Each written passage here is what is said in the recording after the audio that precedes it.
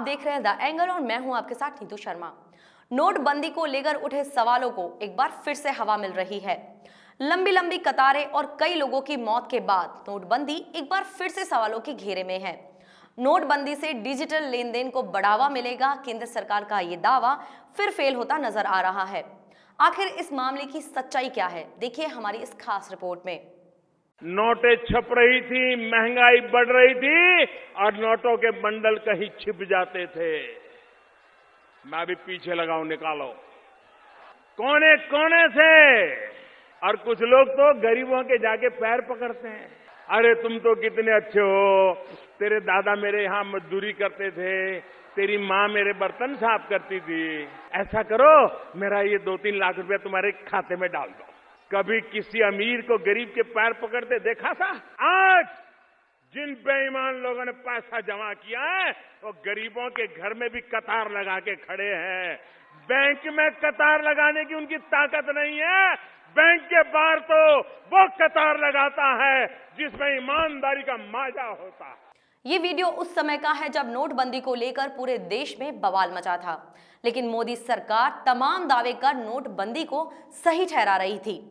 लेकिन हम आपको जो आंकड़े दिखाने जा रहे हैं उससे यह साबित हो जाएगा कि मोदी सरकार के जो तमाम दावे थे वो महज हवाई थे।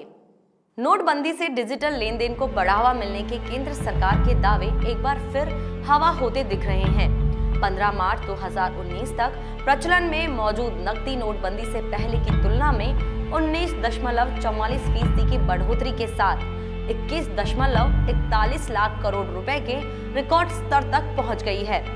भारतीय रिजर्व बैंक के आंकड़ों के मुताबिक नोटबंदी से पहले 4 नवंबर 2016 तक 17.97 लाख करोड़ रुपए मूल्य की मुद्रा प्रचलन में थी।